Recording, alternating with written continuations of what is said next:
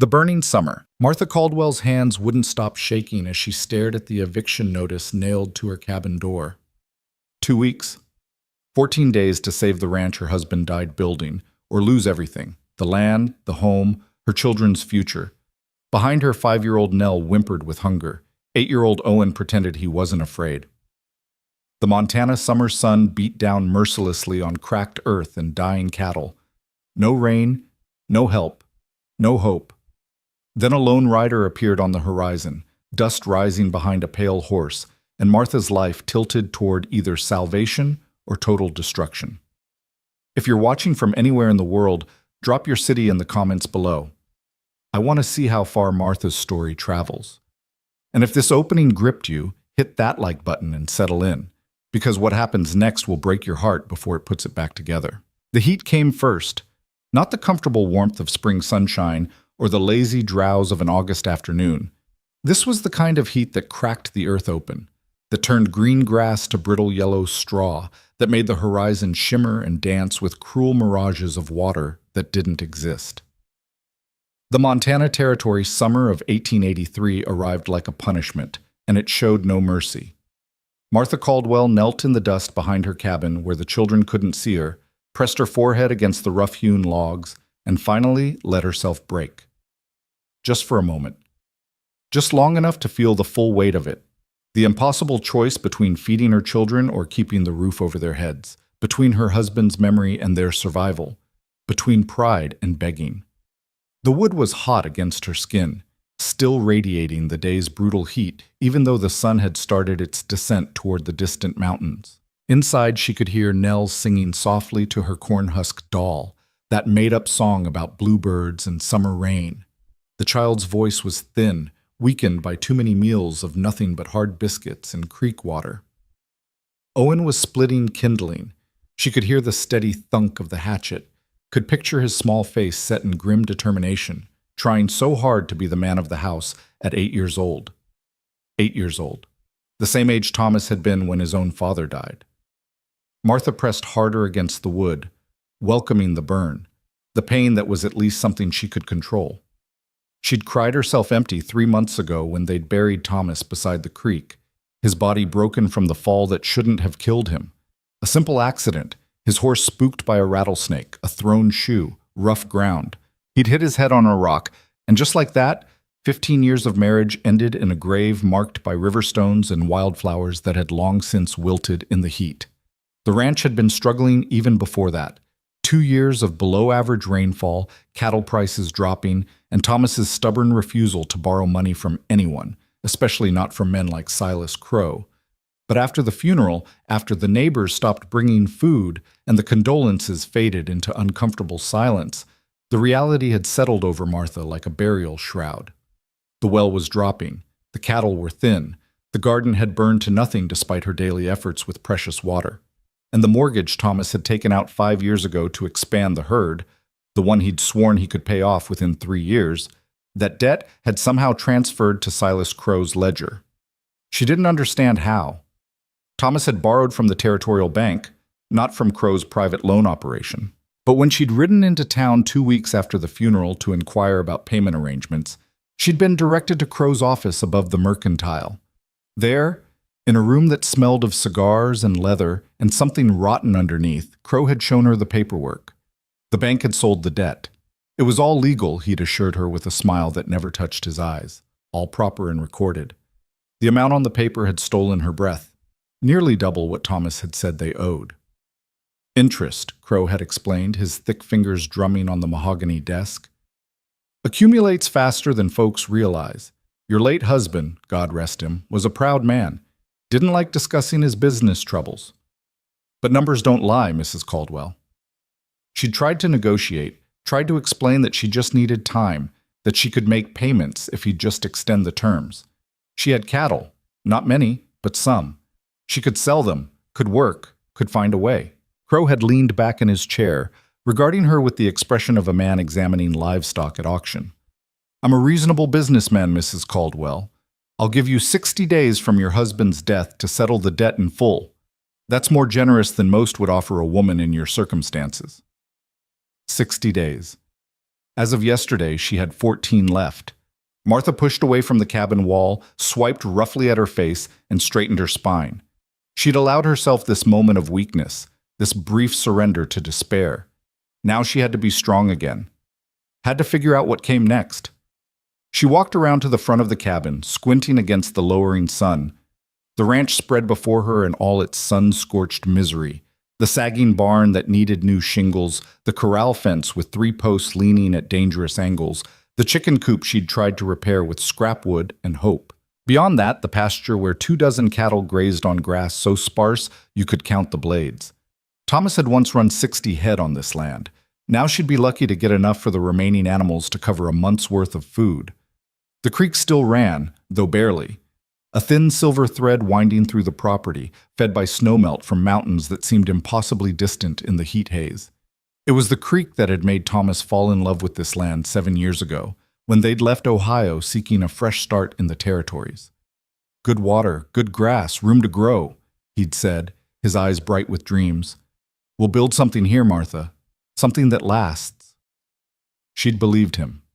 She'd believed in him, in the dream, in the idea that hard work and determination could conquer anything.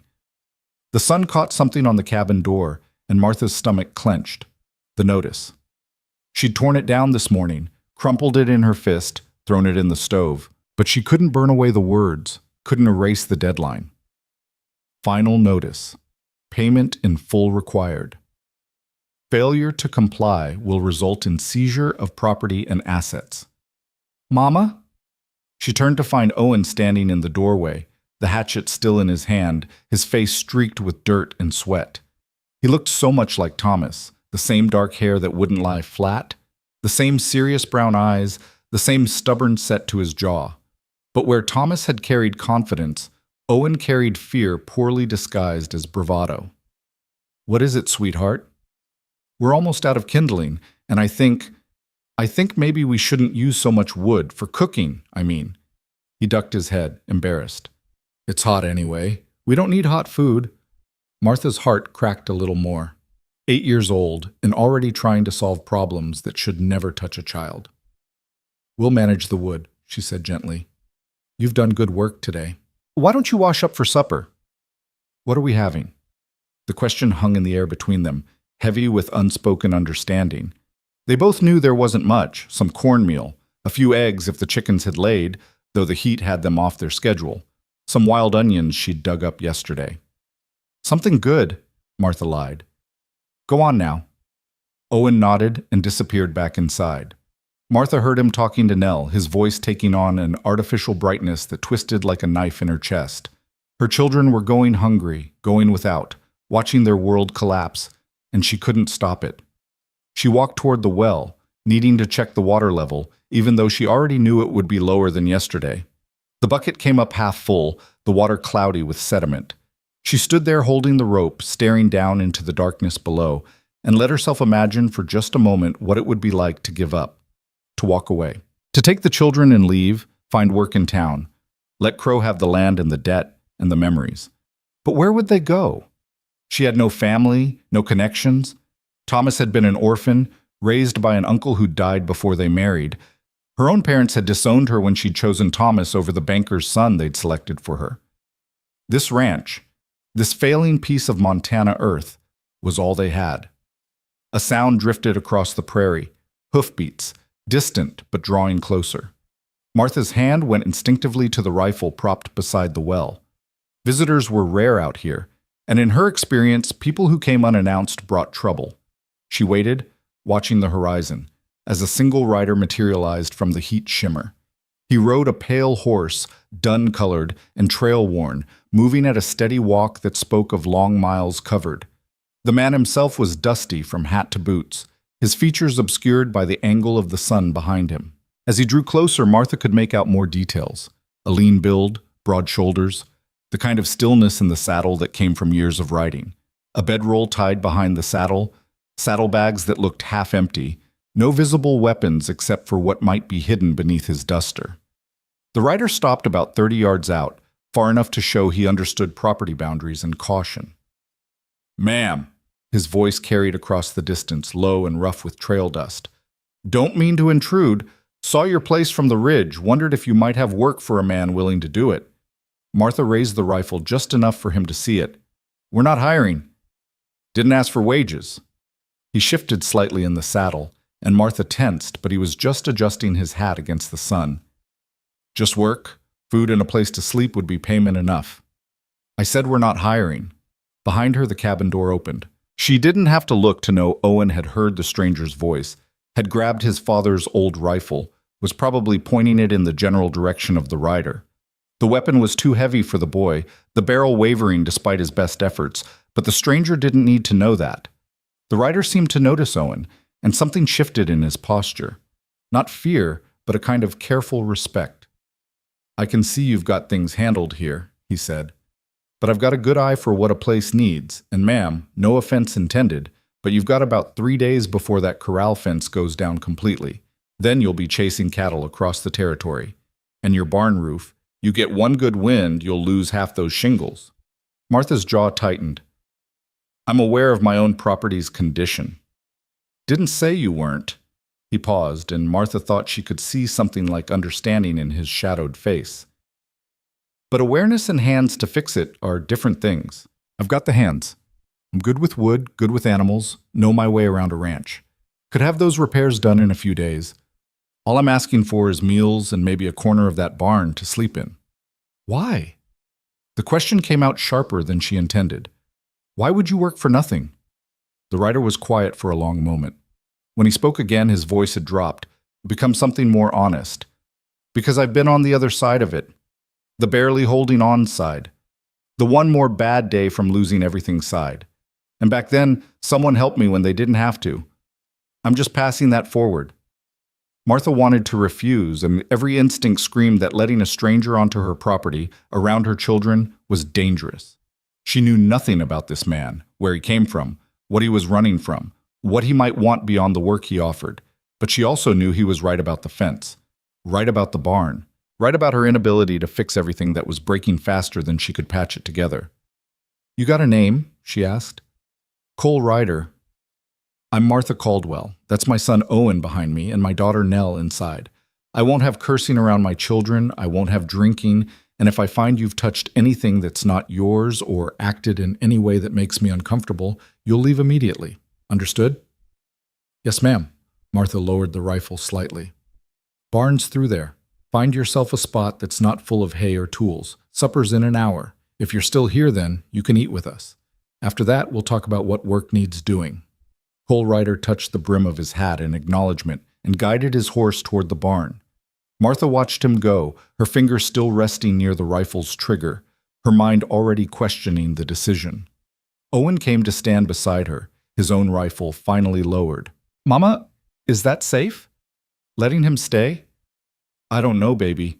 She put her arm around her son's thin shoulders. But safe's a luxury we might not be able to afford right now. They stood together, watching as Cole dismounted and began unsaddling his horse with the easy competence of a man who'd done it 10,000 times. The pale horse shook itself, dust rising in a cloud, and Martha thought she saw Cole run a gentle hand down its neck, speaking words too quiet to hear. Inside the cabin, Nell started singing again, that same made-up song about bluebirds. Martha closed her eyes and prayed she hadn't just invited disaster onto her failing ranch. But prayer felt thin these days, stretched too tight over too much need.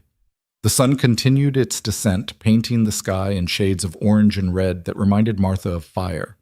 The heat refused to break, and somewhere in town, Silas Crow sat in his office above the mercantile, counting down the days until he could claim one more piece of Montana territory for his growing empire. Martha had 14 days left. She had 2 children, a dying ranch, and now a stranger in her barn who'd offered to work for nothing but food and shelter. It wasn't enough. It couldn't possibly be enough. But it was something, and these days something was all she had to hold on to. She turned toward the cabin, pulling Owen with her. Come on, let's see about supper. As they walked, she didn't look back at the barn. Didn't let herself wonder too hard about Cole Ryder or his reasons for stopping here. Wondering was another luxury she couldn't afford. But that night, after she'd served a meal of cornmeal mush and fried eggs that didn't go far enough between 4 people, after she'd watched Cole eat in careful silence at the far end of the table, after she'd put the children to bed and stood in the doorway of her cabin looking out at the darkening prairie. That night, Martha Caldwell allowed herself the smallest flicker of something that might have been hope. It died quickly, smothered by practicality and experience, but for a moment it had been there.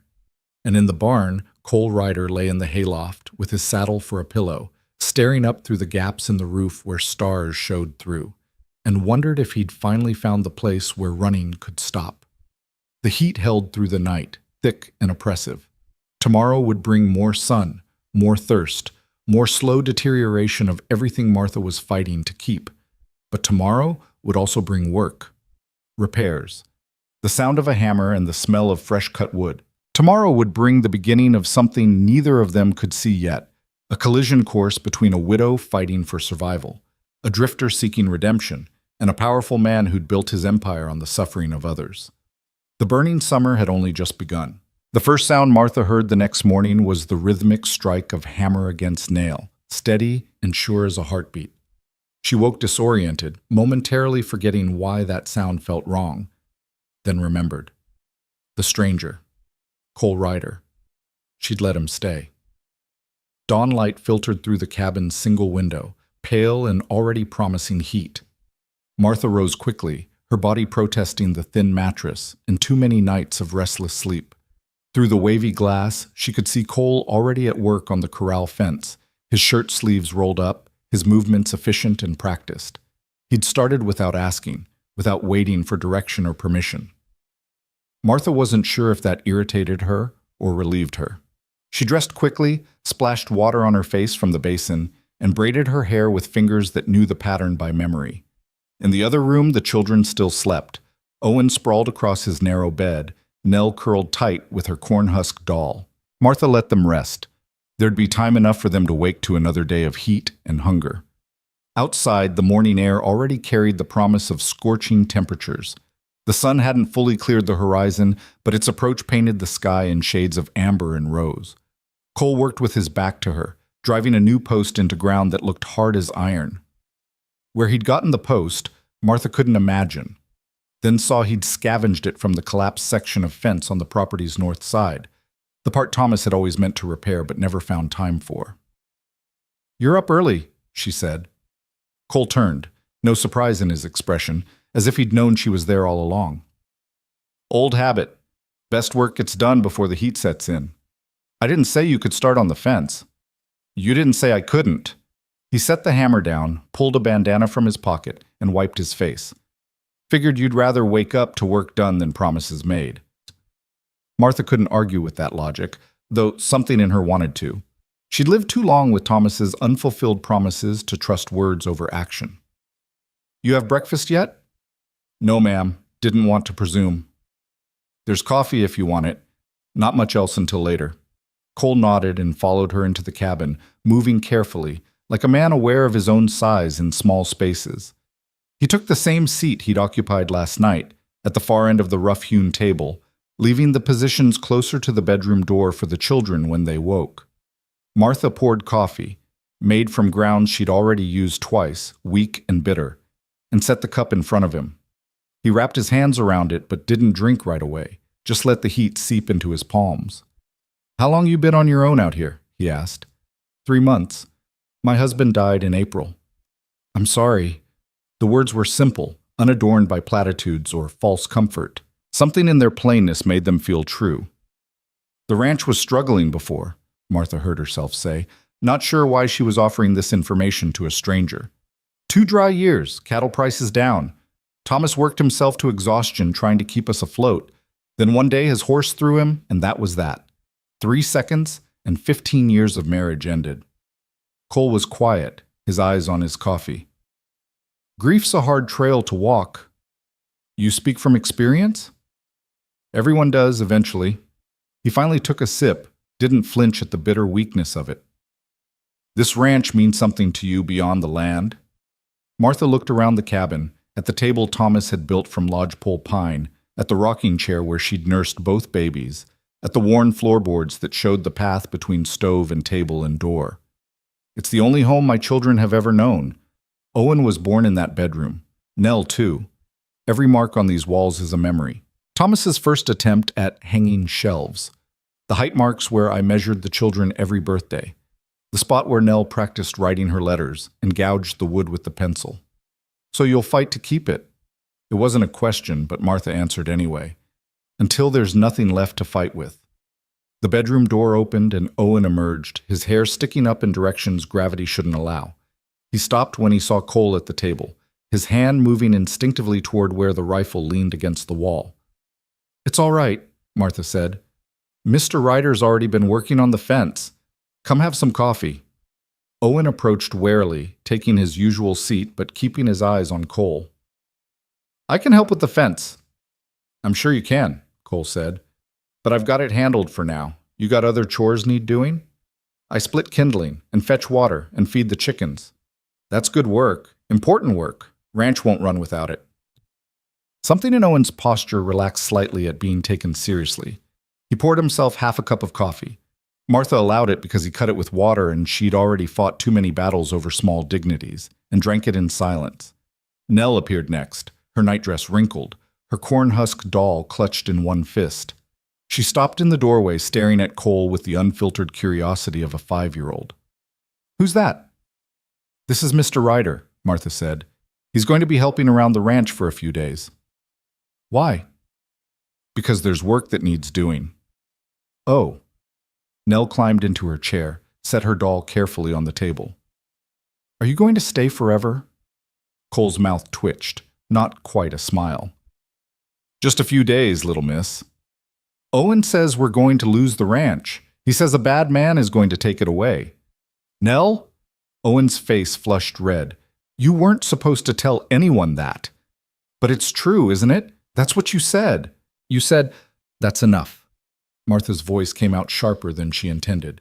Both children fell silent, Nell's eyes filling with tears, Owen staring down at his coffee with fierce concentration.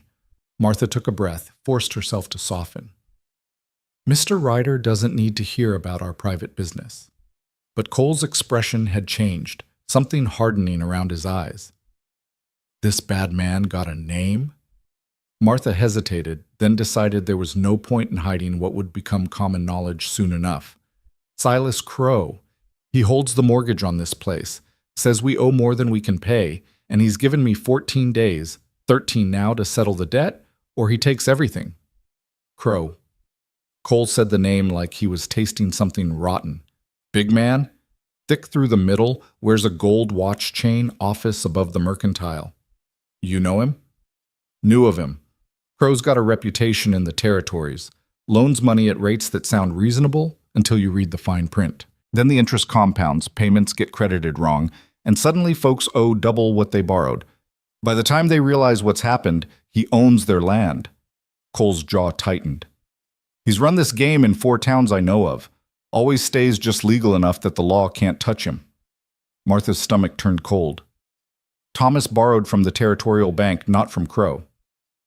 "Banks sell debt all the time, especially when someone like Crow makes them an offer. He probably bought your husband's loan for cents on the dollar, then recalculated everything under his own terms. But that's legal, barely, but legal." Cole drained his coffee, set the cup down with controlled precision. "How much does he say you owe?" Martha named the figure. Cole's expression darkened further. "And how much did your husband actually borrow?" She told him. The number was nearly half what Crow claimed. "There it is," Cole said quietly. "The game. He's banking on you not understanding the paperwork, not having money for a lawyer, not having anyone to stand with you when he comes to take what's yours." "Well, he's right, isn't he?" Martha heard the bitterness in her own voice, tasted it like ash. "I don't understand the paperwork. I don't have money for a lawyer, and I certainly don't have anyone to stand with me." Owen's chair scraped back suddenly. "I'll stand with you, Mama. I'm not afraid of Mr. Crow." The boy's voice shook despite the brave words, and Martha's heart broke a little more. "I know you would, baby, but this isn't your fight. Your ranch, your family, makes it your fight." Cole stood, carried his cup to the basin. "With your permission, Mrs. Caldwell, I'd like to ride into town later. Take a look at the papers Crow showed you, if you've got copies. I'm no lawyer, but I've seen enough of these schemes to know what to look for." Why would you do that? Cole turned, and for the first time since he'd arrived, Martha saw something raw in his face, something old and unhealed. Because I couldn't help the last widow who got caught in Crow's trap. She lost her ranch, lost everything. Last I heard, she and her kids were living in a boarding house in Helena, working whatever jobs they could find. Her youngest was about Nell's age. He looked at Nell, who was watching him with wide eyes. I won't watch that happen again, if I can help it. The cabin fell silent except for the tick of the clock on the mantel, Thomas's grandfather's clock, one of the few valuable things they owned. Martha studied Cole's face, searching for deception or hidden motive. She found only a kind of weary determination. The papers are in the bureau, she said finally. I'll get them. She returned with a folder of documents she barely understood, loan agreements, payment schedules, transfer notices, all dense with legal language that might as well have been written in a foreign tongue. Cole took them carefully, spread them on the table, and began reading with focused attention. Owen hovered nearby, trying to read over Cole's shoulder. Nell had lost interest and was singing to her doll again, something about butterflies and sunshine. Martha busied herself with the morning routine, stoking the stove, checking the water bucket, inventorying their meager supplies, while Cole worked his way through the papers. When he finally looked up, his expression was grim. It's worse than I thought. Martha's hand stilled on the flour sack. How?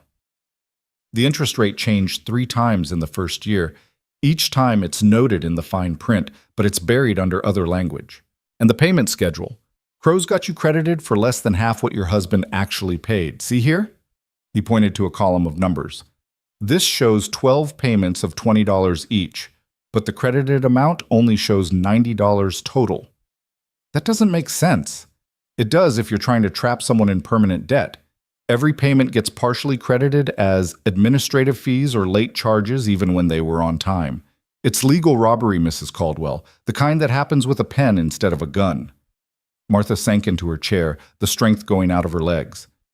So there's nothing I can do. I didn't say that. Cole gathered the papers back into a neat stack. I said it's worse than I thought, but there's always something you can do. First thing is, we need to get these papers to someone who can actually read law. There's a circuit judge who comes through Helena, Judge Morrison. He's got a reputation for fairness, and he doesn't like men who prey on widows. Helena's 2 days' ride. I can't leave the children that long, and I can't take them with me in this heat. I'll go. You? Martha stared at him. You've been here 1 day. Why would you? Because it needs doing, and I can do it. Cole's voice was level, factual. I know the judge, worked on his brother's ranch 5 years back. He'll see me, and he'll look at these papers if I ask him to. I can't pay you for that kind of time away. Didn't ask you to. I said I'd work for food and shelter. This is part of the work. Owen stepped closer to the table. But the fence? And the barn roof. If you go to Helena, that won't get fixed. No, Cole agreed. But if your mama loses the ranch, it won't matter if the fence is fixed or not. First things first, we stop Crow from stealing your home. Then we worry about repairs. Martha looked down at her hands, work-worn and calloused, trembling slightly despite her best efforts to steady them. A stranger was offering to ride 2 days to help her fight a man he barely knew, to save a ranch that wasn't his, to protect children who weren't his responsibility. It made no sense. People didn't do things like this without wanting something in return. What do you want? She asked quietly. Really? Cole was silent for a long moment. When he spoke, his voice had dropped even lower, barely above a whisper. I want to sleep at night without seeing a woman's face, without hearing her kids crying, without knowing I rode away when I could have stayed and fought. He met Martha's eyes directly. I want to do better this time. That's all. The clock ticked. Nell sang. Owen held his breath. Martha made her decision. You can take the papers, but I'm coming with you. Mrs. Caldwell, it's my ranch, my debt, my fight. You said so yourself. She stood, resolve hardening in her chest. Owen's old enough to manage things for a day. We'll leave before dawn tomorrow, ride hard, be back by nightfall the day after. It's risky, but everything's risky now. Mama, I don't want you to go. Nell's voice was small, frightened. Martha knelt beside her daughter's chair, smoothed the child's tangled hair. I know, baby girl. But sometimes we have to do scary things to protect what matters. You and Owen will be just fine. You'll stay together, keep the doors locked, and your brother will take care of you. Right, Owen? Owen straightened, trying to look older than his 8 years. Right. I can handle it. I know you can. Martha kissed Nell's forehead, then stood and faced Cole. We leave at first light. That gives you the rest of today to show Owen what needs doing while we're gone. Cole nodded slowly. Yes, ma'am. They spent the remainder of the morning in careful preparation. Cole showed Owen how to check the water level in the well, how to ration feed for the chickens, how to watch the cattle for signs of distress in the heat. He spoke to the boy like an equal, never condescending, always patient when Owen asked questions. Martha packed what little food they could spare for the journey. Hard biscuits, dried beef that was more leather than meat, a precious half-wheel of cheese she'd been saving. She filled canteens with well water, checked the saddle on her mare, and tried not to think about all the ways this could go wrong. By midday, the heat had become oppressive. Cole worked through it anyway, reinforcing the corral fence with a determination that spoke of promises made to himself. Martha watched him from the cabin window while she mended Owen's spare shirt, watched the way he moved, economical, purposeful, never wasting energy on unnecessary flourishes. Mama? Nell appeared at her elbow, doll in hand. Is Mr. Ryder going to be my new papa? Martha's needle slipped, pricked her finger. She sucked the blood away and chose her words carefully. No, baby, Mr. Ryder is just helping us for a little while. But he's nice, and he's strong, and Papa's gone. I know Papa's gone. Martha set the mending aside, pulled Nell into her lap. But people don't just become new papas because they're nice and strong. That's not how it works. How does it work? How did it work? Martha had no answer that a 5-year-old would understand, no way to explain that she'd already had her great love, that Thomas had been her beginning and middle and what she'd assumed would be her end. No way to express that the hollow space where her heart used to be felt too damaged to ever hold anything again.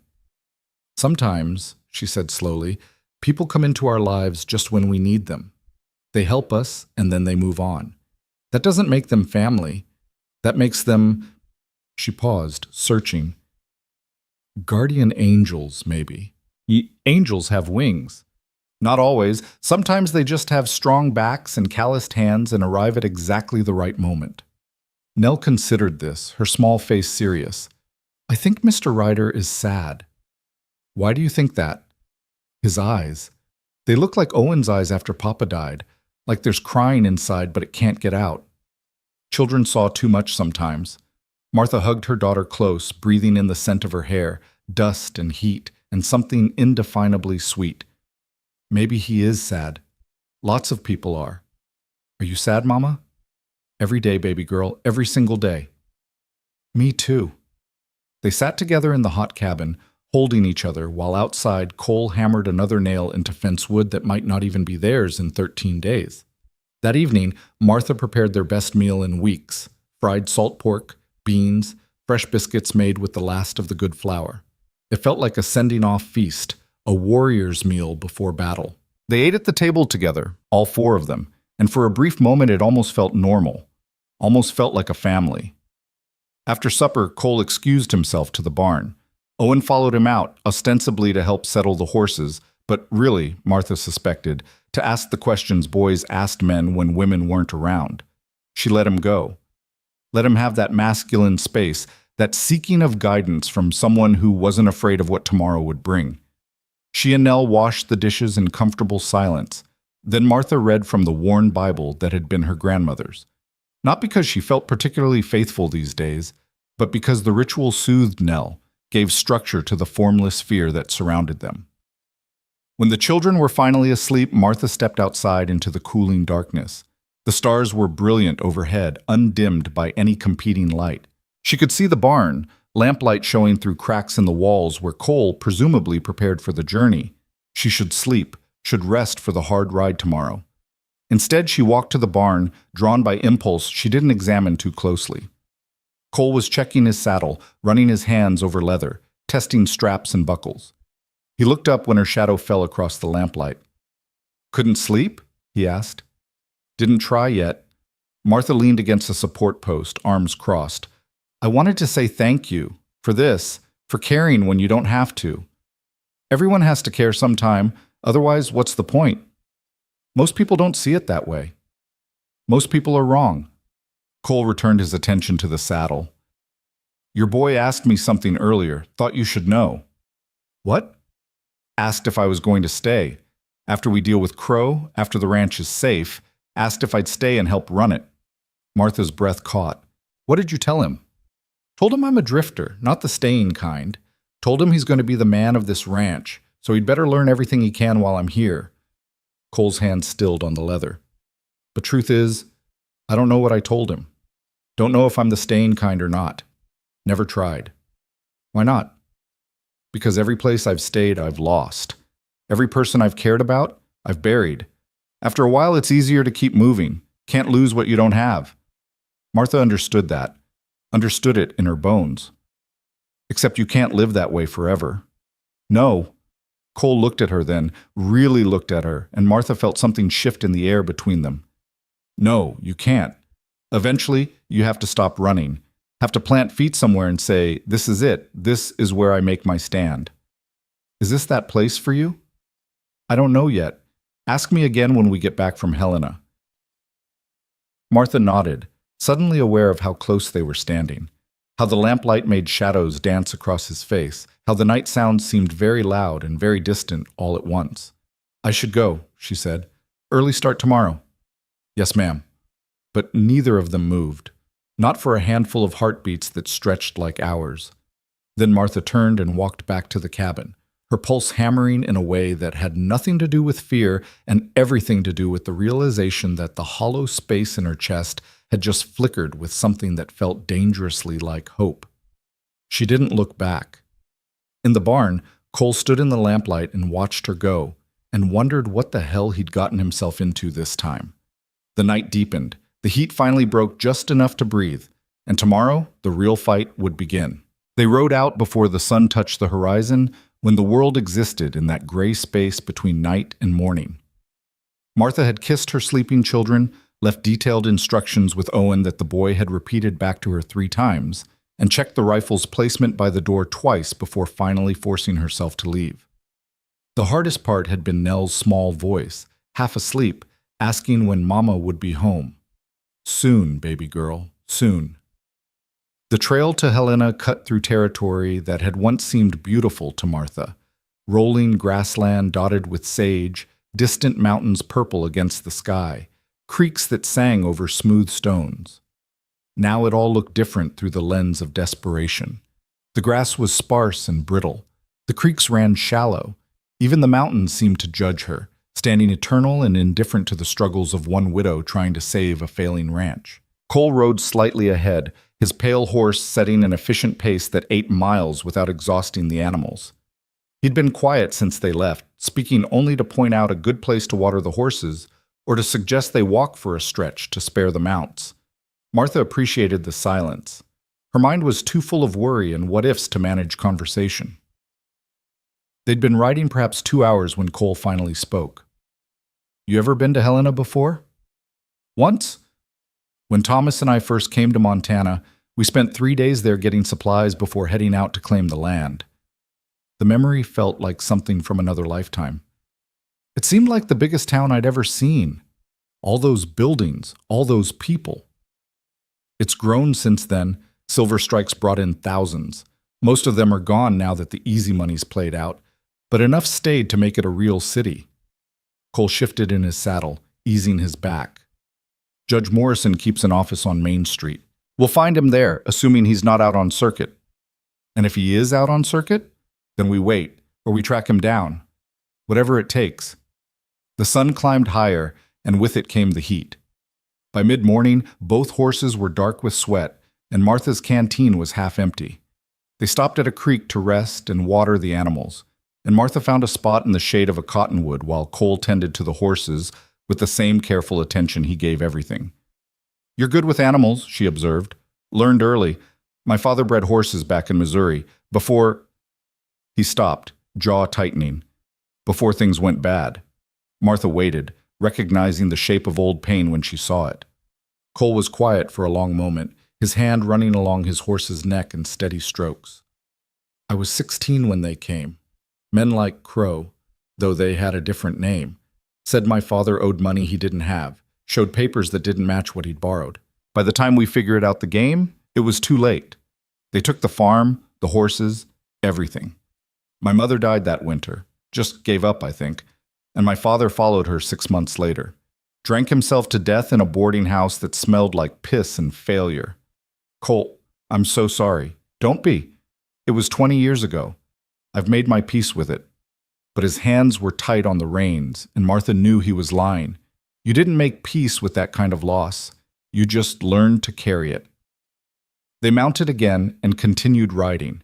The trail wound through increasingly rough country, past abandoned homesteads where hope had died before the dreams could take root. Martha saw them, the collapsed roofs, the empty corrals, the wells that had run dry. Each one was a story of failure, a family's broken promise to themselves. How many, do you think? She asked quietly. How many families has Crow destroyed? In this territory? Dozens at least. Across all the places he's operated? Could be hundreds. Cole's voice was flat, factual. Men like him, they don't just take land. They take futures. Take the belief that hard work means something, that the law protects the decent. They poison everything they touch. Then why does no one stop him? Because he's careful, stays just inside the law, or close enough that proving otherwise takes more money than most folks have. And because he targets people who can't fight back, widows, immigrants who don't speak English well, farmers who trust a handshake more than paperwork. By the time they understand what's happened, they're already broken. Martha's mare stumbled slightly, caught herself. Martha tightened her grip, her mind churning. You said you couldn't help the last widow, the one with children Nell's age. Mary Henderson. Her husband died in a mining accident. Crow bought her debt 3 weeks later, had her off the land in 2 months. Cole's voice went quieter. I was working on a ranch nearby. Heard about it, rode over to see if I could help. But I was too late. She'd already signed everything away, didn't understand what she was signing. Her youngest daughter, little thing named Sarah, she gave me a drawing she'd made. Horses running across a field. Said it was for helping, even though I hadn't helped at all. You still have it? Carried it for 3 years. Lost it crossing a river in a storm. He paused. Felt like losing her all over again. They rode on. The sun climbed toward its zenith, brutal and unforgiving. Martha's thoughts kept circling back to her children, alone at the ranch, trusting her to come back with salvation. Owen trying to be strong. Nell singing to her doll to keep the fear away. What if this didn't work? What if Judge Morrison couldn't help, or wouldn't help, or had been bought by Crow like so many others? Stop, Cole said suddenly. Martha pulled up. What? You're thinking yourself into circles. I can see it from here. Whatever you're worrying about, it won't help anything. I can't just stop worrying. No, but you can decide whether the worry serves you or just wears you down. Cole gestured at the trail ahead. We've got another 6 hours of riding. You can spend it eating yourself alive with what-ifs, or you can save your strength for the fight ahead. Your choice. Martha wanted to argue, wanted to defend her right to worry about her children, her ranch, her entire crumbling world. But Cole was right. The worry changed nothing. It just made the miles feel longer. Tell me about Judge Morrison, she said instead. Cole's shoulders relaxed slightly. Jeremiah Morrison, originally from Kentucky, came west after the war. Saw too much corruption back east, wanted to start fresh where the law still meant something. He's tough but fair, doesn't care about money or influence, just cares about right and wrong. Sounds too good to be true. He's got his flaws, drinks too much sometimes, has a temper when someone wastes his time. But when it comes to men like Crow, he's relentless. Saw him tear apart a land scheme in Silver Bow County 3 years back. 5 men went to prison, 24 families got their property back. So there's hope. There's always hope. Question is whether you can hold on to it long enough for it to matter. They stopped twice more to rest the horses, eating their meager supplies in the shade of rock outcroppings that provided brief respite from the sun. Each time they mounted again, Martha's body protested a little more. She hadn't ridden this long or this hard in years, and every muscle screamed its complaint. But she didn't complain. Didn't ask to slow down or stop early. Thomas had taught her that some things required pushing through pain, and this was one of them. The afternoon shadows were lengthening when Helena finally appeared in the distance. A sprawl of buildings clustered in a valley, smoke from 100 chimneys smudging the sky. It looked bigger than Martha remembered, more permanent, as if in the years since she'd been here, the town had decided to stop being temporary and become real. They rode down the main street as evening approached, past saloons already full of miners and gamblers, past the assay office and the bank, and the general store with its windows full of goods Martha couldn't afford. People stared at them, a dusty woman and a trail-worn man on tired horses. But no one spoke. In a town like Helena, strangers were too common to merit conversation. Cole led them to a modest hotel on a side street, helped Martha dismount, and handed coins to a boy to stable their horses. Inside, the proprietor, a thin woman with suspicious eyes, took Cole's money for 2 rooms without comment, handed over keys, and returned to her ledger book. Martha's room was small and spare. A narrow bed, a washstand, a window overlooking the alley. She sank onto the bed, every bone aching, and allowed herself exactly 30 seconds of complete exhaustion. Then she forced herself up, washed her face and hands with tepid water from the pitcher, and tried to make herself presentable. A knock at her door, Cole's voice. "Morrison's office is still open, if you're ready." She was ready. She would never be ready. Both were true at once. Judge Morrison's office occupied the 2nd floor of a building that also housed a lawyer and a dentist. The stairs creaked under their boots, and the hallway smelled of paper and lamp oil and something medicinal from the dentist's rooms. A painted sign read, "Honorable Jeremiah Morrison, District Judge. Office hours by appointment." Cole knocked anyway. "It's open," came a voice from inside, rough with tobacco and time. The office was cramped and chaotic, stacks of papers on every surface, law books jammed into shelves built for half as many, a desk buried under documents and correspondence. Behind it sat a man in his 60s, gray-bearded and heavy through the middle, his vest unbuttoned and his collar loose. He looked up from the brief he was reading, and his eyes sharpened with recognition. "Cole Ryder, I'll be damned." "Judge Morrison." Cole removed his hat. "Thank you for seeing us." "Didn't say I'd see you, said the door was open." But Morrison was already rising, extending a hand that Cole shook firmly. "What brings you to Helena? Last I heard you were working ranches down in Wyoming." "Was. This is Mrs. Martha Caldwell. She needs your help with a matter of considerable urgency." Morrison's gaze shifted to Martha, assessing her with the shrewd attention of a man who'd spent decades judging character. "Mrs. Caldwell, please sit, both of you." He cleared papers from 2 chairs, revealing seats that had seen better decades. "Now then, what's the nature of this urgent matter?" Martha opened her mouth, found her throat tight with emotion, and had to swallow twice before words would come. "Silas Crow is trying to steal my ranch." Morrison's expression darkened immediately. "Crow. Should have guessed. Go on." She told him everything. Thomas's death, the mortgage that had somehow transferred to Crow's ownership, the debt that had doubled through invisible interest and phantom fees, the 13 days she had left before losing everything. Cole added details, pointed out specific problems in the paperwork they'd brought, explained the pattern he'd seen in Crow's other schemes. Morrison listened without interrupting, his fingers steepled under his chin, his eyes never leaving Martha's face. When she finished, silence filled the office like water rising. Finally, the judge spoke. "I've been trying to nail Crow for 5 years. He's slippery as a greased pig and twice as smart. Every time I think I've got him, he produces some document that just barely keeps him legal." He reached for the papers Cole offered. "But this, if what you're telling me is true, this might be different." "How?" Martha asked. "Because you're here. Most of Crow's victims, by the time they realize they've been cheated, they're too broken or too scared to fight. They sign away their rights and disappear." Morrison began reading the documents, his frown deepening with each page. "But you came to Helena, you brought these papers, and you brought Cole Ryder, who I know wouldn't waste my time with a weak case." "Is it a weak case?" Morrison was quiet for several minutes, reading with the careful attention of a man who knew how to spot lies hidden in legal language. Finally, he set the papers down and looked at Martha with something that might have been respect. It's not weak. It's actually quite strong. Crow got greedy this time. See these interest rate changes?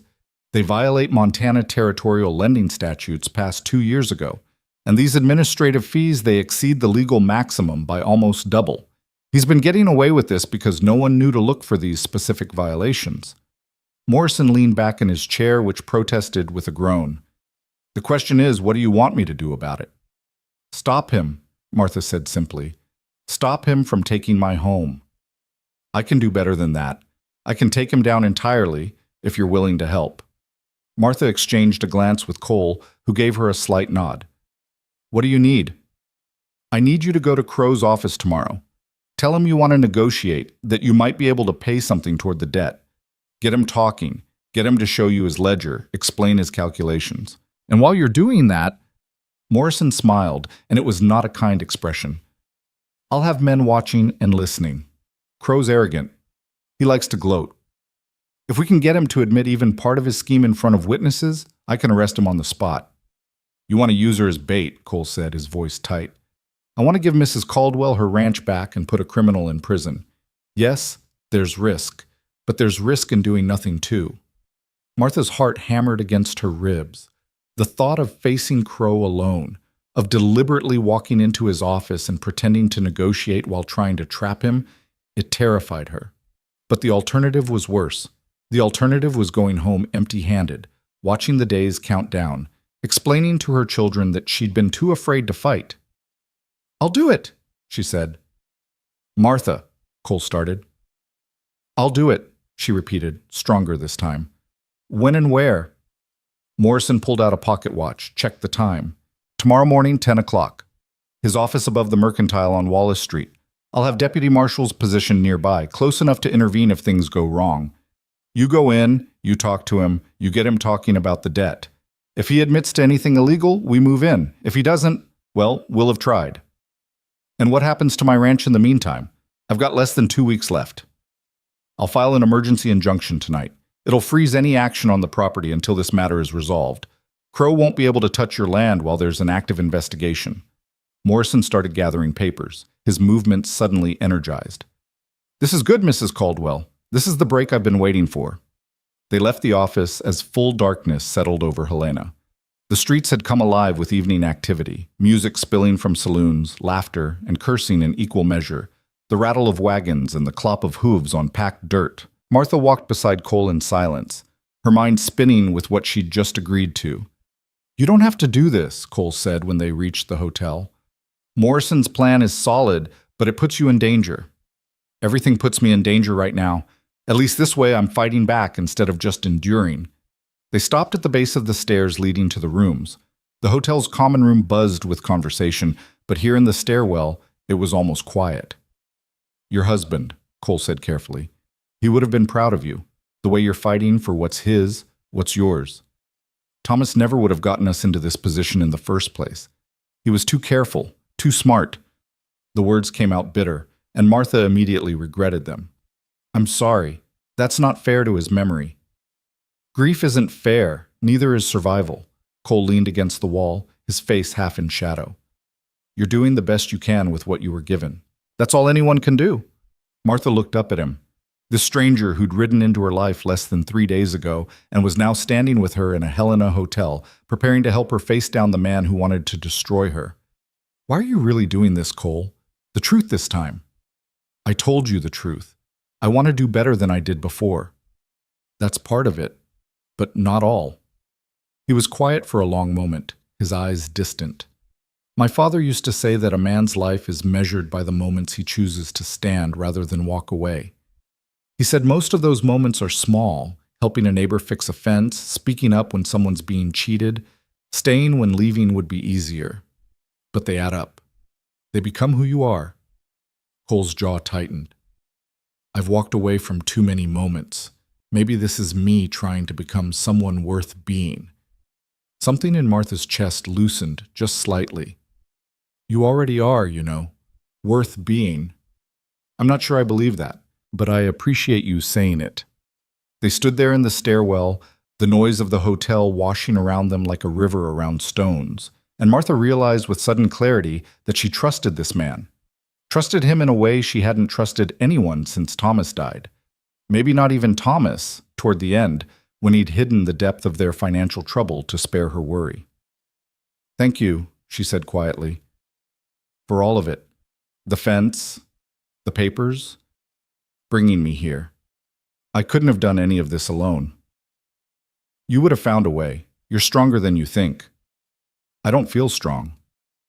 "The strongest people never do." Cole straightened, settling his hat back on his head. "Get some rest. Tomorrow's going to be harder than the ride here." Martha nodded and climbed the stairs to her room. Inside, she undressed to her shift, lay down on the narrow bed and tried to sleep. But her mind kept circling back to tomorrow, to Crow's office, to all the ways this could go wrong. Somewhere in the building, a woman laughed. Somewhere closer, someone coughed. The sounds of human life, chaotic and messy and somehow comforting. Martha closed her eyes and thought of her children, alone at the ranch. Owen keeping watch with his father's rifle. Nell singing to her doll to keep the darkness at bay. She would do this, would walk into Crow's office and face him with whatever courage she could summon. Would get him talking, get him to reveal himself. Would fight for her home and her children's future with everything she had. And if it went wrong, if Crow saw through the trap, if the deputies weren't fast enough, well, at least she would have fought. At least she wouldn't have gone gentle into the theft of everything she loved. Sleep came eventually, thin and troubled, full of dreams about burning ranches and children crying, and a man with cold eyes counting money while families starved. Martha woke before dawn, her body aching from the previous day's ride and the unfamiliar bed. She dressed in her best dress, the dark blue one she'd worn to Thomas's funeral, now faded and tight in places where grief had changed her shape. She pinned up her hair with shaking hands, trying 3 times before getting it right. Cole was waiting in the hotel's dining room, 2 cups of coffee and some bread on the table. He stood when she entered, his face grave. "Sleep at all?" he asked. "Some. You?" "Enough." He gestured to the chair across from him. "Eat something. You'll need your strength." The bread was hard and the coffee was bitter, but Martha forced both down. Her stomach churned with nerves, but she knew Cole was right. Whatever happened in the next few hours, she needed to be sharp, focused. They walked to Crow's office through streets still waking up, past shopkeepers opening shutters and sweeping stoops. The Mercantile stood on Wallace Street, a 3-story brick building that dominated the block. Martha had been here before, that terrible day when she'd first learned the true size of her debt. The memory made her steps falter. Cole touched her elbow lightly. "You can still back out. No shame in it." "Yes, there is. If I back out now, I'll never forgive myself." Martha straightened her spine, lifted her chin. "I'm ready. Remember what Morrison said. Get him talking. Don't push too hard, just let him enjoy explaining how clever he is. Men like Crow, they can't resist showing off." Martha nodded. Around them she could see men who might be deputy marshals, a fellow reading a newspaper near the barber shop, another examining a wagon wheel across the street, a third sweeping the walk in front of the assay office. Morrison had positioned them well, close enough to help, far enough to stay hidden. The stairs to Crow's office felt steeper than she remembered. Each step required conscious effort, conscious courage. At the top, a door with frosted glass and gold lettering, Silas Crow, Private Lending and Land Acquisitions. Martha knocked. "Enter," came Crow's voice, smooth and prosperous. She opened the door and stepped into the office that smelled of cigars and leather and ambition. Silas Crow sat behind his mahogany desk, gold watch chain gleaming across his substantial middle, a smile on his fleshy face that didn't reach his eyes. "Mrs. Caldwell. What an unexpected pleasure." He gestured to a chair. "Please, sit. To what do I owe this visit?" Martha sat, folded her hands in her lap to hide their trembling. "I've come to discuss my debt, to see if we might reach some arrangement." Crow's smile widened. "I'm always willing to discuss reasonable arrangements with my clients. Always."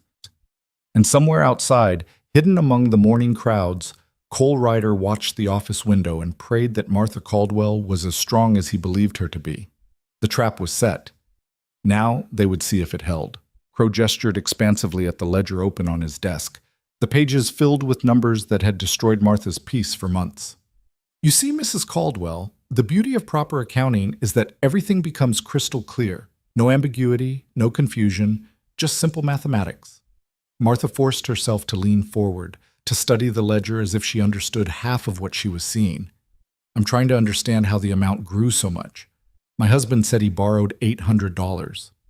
Your late husband, bless him, borrowed $800 initially, yes, but he failed to grasp the compounding nature of interest, particularly when payments are missed or incomplete.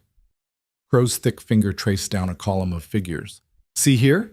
July of last year, payment was 10 days late. That triggered a penalty rate increase from 8% to 12%. Then in September, another late payment. Rate went to 15%. But Thomas was never late with payments. He kept meticulous records. Did he? Crow's smile never wavered. Because my records show something quite different, and my records, Mrs. Caldwell, are legally binding. They've been notarized, filed with the territorial office, backed by witnesses. Martha's hands clenched in her lap. Witnesses who work for you. Witnesses who are upstanding members of this community. Crow leaned back in his chair, his voice taking on a paternal tone that made Martha's skin crawl. I understand this is difficult to accept. Grief clouds judgment, but the numbers don't lie, my dear. Your husband was in over his head long before his unfortunate accident. If anything, I showed remarkable patience in waiting 3 months after his death to pursue collection. How generous of you. The sarcasm slipped out before Martha could stop it. Crow's eyes narrowed slightly, though his smile remained fixed. I am generous, actually. More generous than most in my position would be, which is why I'm willing to entertain this conversation at all. He closed the ledger with deliberate care. Now, you mentioned seeking an arrangement. What did you have in mind? This was it, the moment Judge Morrison had coached her for. Get him talking, get him confident, get him to reveal the scheme in his own words. Martha took a careful breath. I have some cattle left. Not many, but they'd bring in something. And I could sell personal items, furniture, tools. If I could get an extension, maybe 6 months, I could raise enough to make a substantial payment. 6 months. Crow shook his head sadly. Mrs. Caldwell, in 6 months, the interest alone will add another $200 to your debt. You'd be running backwards, getting deeper rather than climbing out. Then what do you suggest? Well, there is one option. Crow pulled a different set of papers from his desk drawer. You could sign over the property to me now, settle the debt entirely, and I would allow you and your children to remain on the land as tenants. You'd pay a very reasonable monthly rent, say $40, and you'd be free of this crushing burden. No more sleepless nights worrying about payments and deadlines. Martha stared at the papers, her heart pounding. You want me to give you my ranch and then pay you rent to live in my own home? Technically, it would be my home at that point, but yes, essentially. Crow's voice was honey smooth, reasonable. Think of it as a fresh start. You'd have security, stability. Your children would have a roof over their heads, and you'd be free of debt. Free of everything my husband worked for, everything he died building. Sentiment won't feed your children, Mrs. Caldwell. Crow's tone hardened slightly. I'm offering you a lifeline here. Most people in your situation end up with nothing. At least this way, you keep your home, even if you don't own it. For how long? Until you decide the rent should be $60? $80? Until one missed payment and you throw us out anyway. Crow's smile finally faltered. I don't appreciate the implication that I would act dishonorably. And I don't appreciate being robbed in broad daylight with a smile and a handshake. Martha stood, anger overriding fear. My husband paid you faithfully for 5 years, every payment on time, every dollar accounted for. But somehow your ledger shows something different. How does that work, Mr. Crow? How do honest payments disappear? Sit down, Mrs. Caldwell. The paternal tone was gone, replaced by something cold and hard. You're upset, I understand, but you're also making serious accusations that could land you in legal trouble. I'm already in legal trouble. You made sure of that. Crow stood as well, his bulk making the office feel smaller. Let me explain something to you. I bought your husband's debt legally. I've administered it according to the terms spelled out in legally binding documents. If you don't like those terms, perhaps your husband should have read more carefully before signing. But that's not my problem. That's yours. You changed the terms after he was dead. I enforce provisions that were always present. The fact that your husband didn't understand them doesn't make them invalid. Crow moved around the desk, and Martha instinctively stepped back. Now, I've been patient with you. I've offered you a reasonable solution. But my patience has limits, Mrs. Caldwell. You have 12 days left. Either you pay the full amount, which we both know you can't, or you sign those papers and accept my generous offer to let you stay as a tenant. Those are your only options. There's always another option, such as, I could fight you. I could take this to a judge, show him your ledger, let him decide if all these convenient fees and rate changes are legal. Crow laughed, a sound like stones grinding together. Please do. I have the best lawyers in the territory on retainer. I have witnesses who will swear to every transaction. I have documents that will stand up to any scrutiny. What do you have? A dead husband's word and your own confusion about basic financial instruments? I have the truth. The truth. Crow's expression turned pitying. Mrs. Caldwell, truth is what can be proven in court. And in court, I will bury you. I will take your ranch, your cattle, your furniture, every stick of wood your children have ever called home. And when I'm done, you'll be lucky if I don't sue you for defamation on top of everything else. Martha's vision blurred with rage and tears she refused to shed. You're destroying families. How many others? How many people have you cheated? I don't cheat. I provide a service, capital for those who need it. If they can't meet their obligations, that's a failure of character, not of my methods. Crow returned to his desk, sat down heavily. Now, I've wasted enough time on this conversation. You have 12 days, Mrs. Caldwell. Use them wisely. And I'd suggest you consider my offer very seriously because it's the best you're going to get. I'd rather burn the ranch to the ground than let you have it. That would be destruction of collateral and would constitute criminal behavior. I wouldn't recommend it. Crow opened his ledger again, dismissing her. Good day, Mrs. Caldwell. See yourself out. Martha stood frozen, her entire body shaking with fury and helplessness. She'd gotten him talking, but had she gotten enough? Had the deputies heard? Would Morrison consider this sufficient evidence? The office door opened behind her. Martha spun, expecting to see deputy marshals, expecting salvation. Instead, 3 men entered, rough-looking characters in dusty trail clothes, gun belts worn low and easy. The kind of men who got paid for violence, not conversation. Mr. Crow, the first one said, touching his hat brim. Thought we heard raised voices. Nothing I can't handle, Dixon. Mrs. Caldwell was just leaving.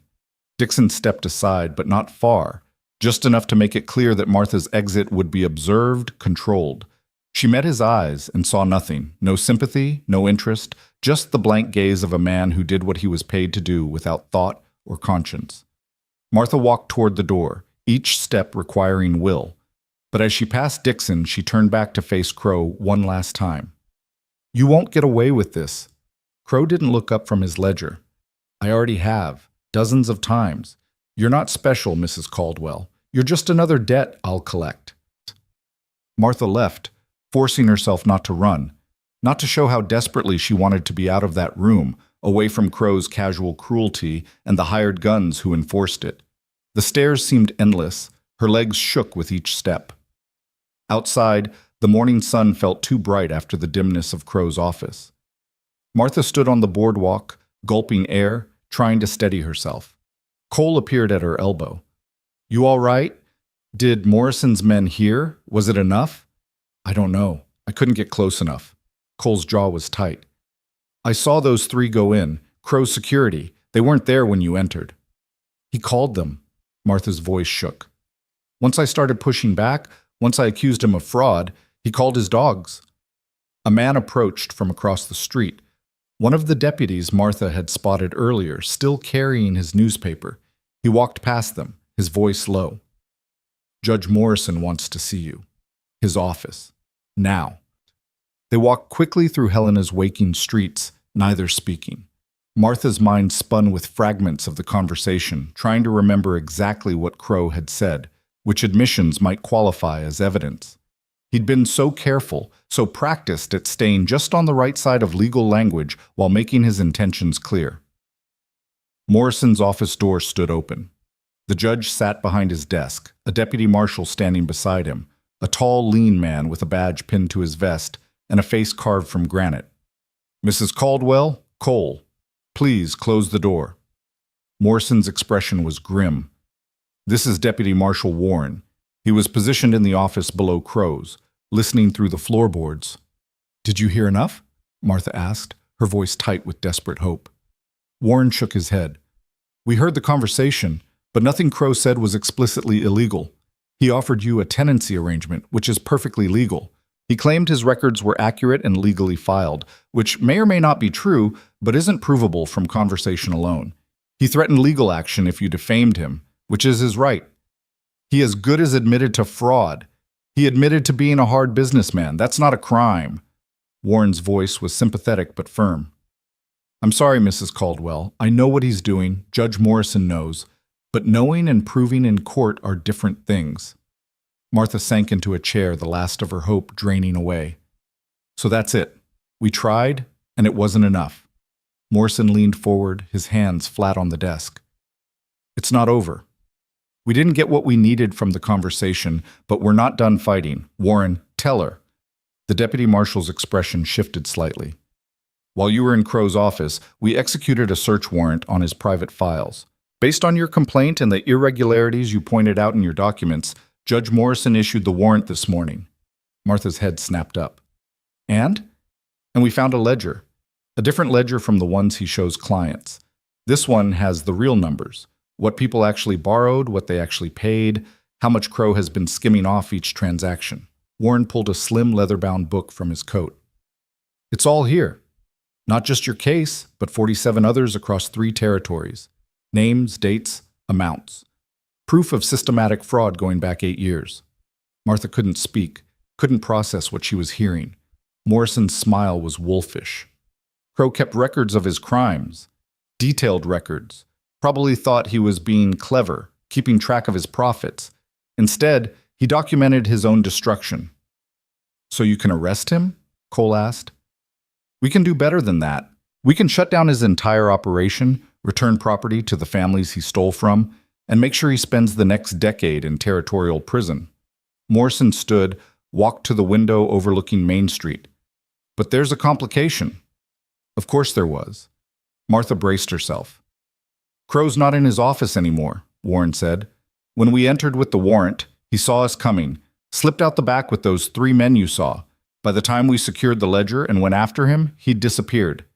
He's running, probably, or preparing to destroy evidence we haven't found yet. Either way, he knows we're coming for him now." Cole's hand moved to his gun belt, a gesture so unconscious Martha knew it was pure instinct. "Where would he go?" "If he's smart, out of the territory entirely. Montana to Wyoming, Wyoming to Dakota. He could disappear into a dozen places where we have no jurisdiction." Warren looked at Morrison. "We've got men watching the stage depot, the rail station, the main roads. But if he goes cross-country, we might lose him." "He won't leave," Martha said suddenly. Everyone turned to look at her. "He won't run. Not yet." "What makes you say that?" Morrison asked. "Because he still has 12 days on my debt, and 46 other debts probably coming due around the same time. If he runs now, he loses all that property, all that money. Men like Crow, they don't walk away from profit." Martha stood, certainty hardening in her chest. "He'll try to force through the seizures before you can stop him.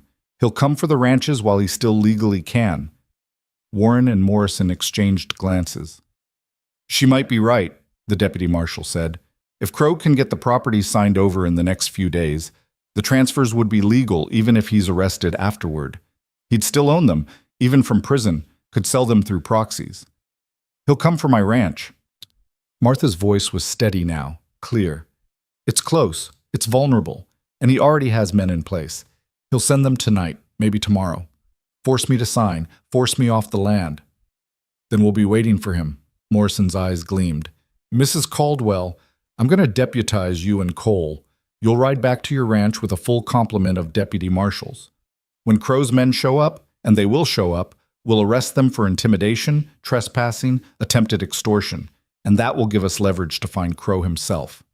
Martha thought of her children, alone at the ranch for 2 days now. thought of Crow's hired guns riding toward them with violence in mind. How soon can we leave? Within the hour. I'll have 6 men ready to ride with you. Good men. Experienced. Morrison pulled out a pocket watch. You should be back at your ranch by tomorrow morning if you push hard. We'll push hard. Cole's voice was flat, final. And when Crow's men come, we'll be ready. They left Morrison's office in a flurry of preparation, gathering supplies, checking weapons, organizing the deputy marshals who would ride with them. Martha barely had time to think, which was probably for the best. If she let herself dwell on what they were riding into, fear might paralyze her. The ride back was brutal. They pushed the horses harder than was wise, stopping only briefly to water the animals and grab moments of rest. The 6 deputy marshals rode in tight formation, 3 ahead, 3 behind, protecting Martha and Cole in the middle. They were professional men, quiet and efficient, checking their weapons with the ease of long practice. Night fell, and they rode on. The moon was 3/4 full, providing enough light to navigate by. Martha swayed in her saddle, exhaustion pulling at her like hands dragging her down. Cole rode beside her, silent and watchful, his hand never far from his rifle. Somewhere past midnight, they stopped at a creek to rest the horses. Martha dismounted on legs that barely held her, stumbled to the water's edge, and splashed her face. The cold shocked her back to alertness. Cole appeared beside her, offering a canteen of coffee one of the deputies had brought. Drink, you'll need it. Martha drank, the bitter liquid burning down her throat. How much farther? 4 hours, maybe 5. We'll be there before dawn. And then? Then we wait. Make the ranch look normal, like nothing's changed. When Crow's men come, we let them show their hand, make their threats, commit their crimes, and then we take them. And if they hurt my children before we can stop them? Cole's expression went hard. That won't happen. I won't let it. You can't promise that. No, but I can promise I'll die trying to keep them safe. That good enough? Martha looked at him, this drifter who'd stumbled into her life at the exact moment she needed him most, who'd stood with her through every impossible step of this fight. Why are you doing this, really? I know what you said about redemption and doing better, but Cole, you could die tomorrow. For a ranch that's not yours and children you barely know. Why? Cole was quiet for a long time, staring out at the dark prairie. I told you about my father, about how we lost everything. What I didn't tell you was that I was there when he died. I was 22, working in a Silver City saloon, and someone came to tell me my father was drinking himself to death in a room upstairs. I went up there, found him on a bed that stank of whiskey and shame. And you know what he said to me? His last words? Martha waited. He said, I should have fought, should have stood up to them, but I was afraid, and fear made me weak, and weakness made me nothing. Cole's voice cracked slightly. Then he closed his eyes and died, just stopped breathing, like living required more effort than he had left. Cole, I've spent 20 years trying to figure out what those words meant, trying to understand if he was right, if fear and weakness really did make him nothing, and I think... He paused, swallowed hard. I think he was wrong. Fear doesn't make you nothing. Giving up does. Letting the fear win without even fighting, that's what makes you nothing. Martha reached out, took his hand. His fingers were calloused and rough, warm despite the night chill. You're not nothing, Cole Ryder. Neither are you, Martha Caldwell. He squeezed her hand gently, then released it. Come on. We've got miles to cover before sunrise. They rode on through the darkness, through country that looked different under the moon, strange and wild and unforgiving. Martha thought about Thomas, about the dreams they'd had for this land. She thought about her children, probably asleep in the cabin, trusting that Mama would come home and make everything right. She thought about Crow and his ledgers and his hired guns, about the coming confrontation that would decide everything. And she thought about Cole's father, dying in a whiskey-soaked room with regret on his lips. Fear doesn't make you nothing. Giving up does. Martha straightened in her saddle, ignoring the screaming protests of her body. She wasn't nothing. She was a widow fighting for her children's future. She was a woman who'd ridden to Helena and faced down her destroyer. She was Martha Caldwell, and her ranch was worth fighting for. Dawn was beginning to gray the eastern sky when they finally crested the ridge above Martha's property. The ranch spread below them, the cabin, the barn, the corrals, all peaceful in the pre-dawn quiet. Smoke rose from the chimney. Owen was already up, starting the morning fire. But something was wrong. Martha felt it before she saw it. Then she saw the horses, 5 of them, tied to the corral fence. Strange horses, their saddles marked with the brand she'd seen on Crow's men in Helena. "They're already here," she breathed. Cole pulled his rifle from its scabbard. "Deputy Warren, get your men in position. Whatever's happening, we end it now." The deputy marshals fanned out, approaching the ranch from different angles. Martha kicked her horse forward, terror overriding caution. Her children were down there, with Crow's men. While she'd been riding through the night, the predators had already arrived. As they drew closer, Martha could see figures moving inside the cabin through the window, could hear voices, raised in anger or fear, could smell smoke. Not cooking smoke, wood smoke. Too much of it. And then she saw it. The barn. Flames licking up one corner where the roof met the wall, spreading slowly but steadily through the sun-dried wood. They were burning her out. Martha spurred her horse into a full gallop, all caution abandoned. Behind her, Cole shouted something, but she couldn't hear past the roaring in her ears. The barn was burning. Her children were trapped inside the cabin. And Silas Crow's hired killers were making their play. The war for her ranch had begun. Martha's horse thundered into the yard, dirt spraying as she hauled back on the reins. The barn blazed behind her, flames now consuming the entire back wall, black smoke billowing into the dawn sky. Through the cabin window, she could see shadows moving, her children, Crow's men, chaos she couldn't parse from this distance. Cole reached her seconds later, grabbing her arm as she tried to dismount. "Wait for the deputies. Don't go in there alone." "My children are in there, and you'll be no good to them dead." Cole's grip was iron. "Look, the door." It opened. Dixon emerged first, the same hired gun from Crow's office, his hand wrapped around Owen's arm. The boy struggled, his face streaked with tears and soot, but Dixon held him easily. Behind them came 2 more men Martha didn't recognize, dragging Nell between them. The little girl was screaming, a sound that carved into Martha's soul like a blade. The 4th man appeared in the doorway, and Martha's breath stopped. Silas Crow himself, his expensive suit incongruous against the rough cabin frame, a sheaf of papers in one hand and a pistol in the other. "Mrs. Caldwell?" Crow's voice carried across the yard, calm and businesslike despite the burning barn and terrified children. "How convenient. I was just explaining to your son the importance of contractual obligations." Martha slid from her horse, Cole moving with her, his rifle already raised. Around the perimeter of the ranch, the deputy marshals were taking positions, behind the water trough, in the shadow of the corral, near the chicken coop. Professional, quiet, waiting for the right moment. "Let them go," Martha said, her voice steadier than she felt. "Whatever this is, they're children. They're not part of it." "Oh, but they are.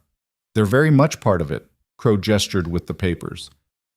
"These are the deed transfer documents. All very legal, very proper. You're going to sign them, Mrs. Caldwell, and then you and your children are going to leave. Today. Right now, in fact."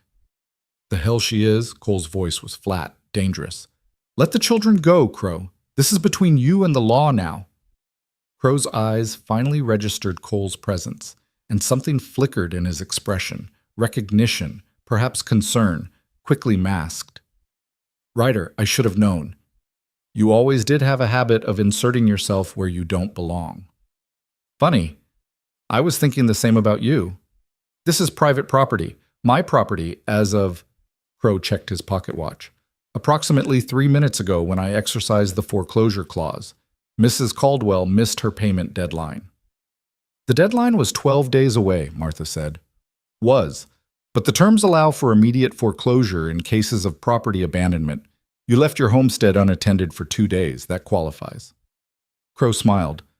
"I did warn you to read the fine print." Deputy Marshal Warren stepped out from behind the water trough, his badge catching the firelight. "Silas Crow, you're under arrest for fraud, extortion, arson, and intimidation of witnesses."